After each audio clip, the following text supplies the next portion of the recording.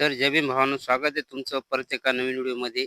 जर तुम्ही चॅनलवर नवीन असाल तर चॅनलला सबस्क्राईब करा आणि ज्या विषयावर आपण आज चर्चा करणार आहोत त्यापूर्वी हा व्हिडिओ पहा. पण असून सुद्धा तुमच्यामध्ये आहेत. धन्यवाद सर्वांचा.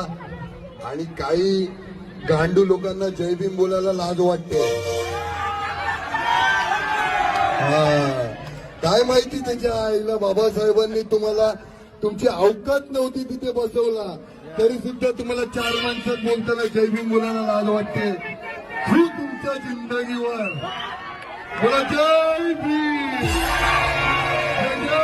तर भावांनो, या व्यक्तीला तुम्ही जरूर ओळखत असाल. याचं नाव आहे हिंदुस्थानी भाऊ. हा कंटेंट क्रिएटर आहे आणि कशा प्रकारचे हा व्हिडिओ बनवतो तुम्ही याचे कंटेंट पाहून ओळखू शकता. एकदम घाणेरड्या प्रकारचे हा व्हिडिओ बनवतो आणि एका दिवशी हा डॉक्टर बाबासाहेब आंबेडकरांच्या कार्यक्रमात येतो आणि बौद्धांना जय भीम का घालीत नाहीत म्हणून शिवाय देतो. जर कोणी बाबासाहेबांचं नाव घेतं म्हणून तो मोठा होतो का, किंवा बाबासाहेबांच्या मंचावर येऊन बाबासाहेबांच्या नावाचा जयघोष करतो त्यामुळे कोणी मोठा होतो का? नाही. तर नाही मित्रांनो, डॉक्टर बाबासाहेब आंबेडकरांच्या तत्वावर चालणारा, विचारावर चालणारा व मुख्य म्हणजे ज्याच्यापाशी शील आहे.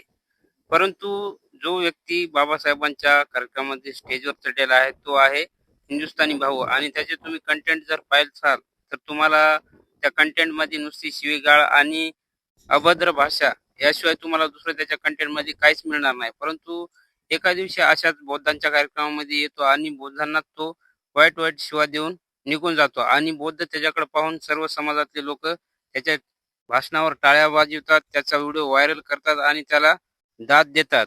व अशा व्यक्तीने फक्त जय भीम घातला म्हणून त्याचे समर्थन करीत असतील आणि त्याच्या बोलण्यावर आणि त्याच्या व्यक्तित्वावर जर त्याचं समर्थन करीत असतील तर तर खरंच ती लोक आंबेडकरवादी आहेत का, असा प्रश्न निर्माण होतो. परंतु काही लोक असे जर स्टेजवर येऊन नुसते जय भीम घालीत असतील आणि आपल्या जीवनामध्ये जर वाईट कामं करीत असतील तर ते कदापि जय भीमवाले किंवा आंबेडकरवादी होऊ शकत नाहीत.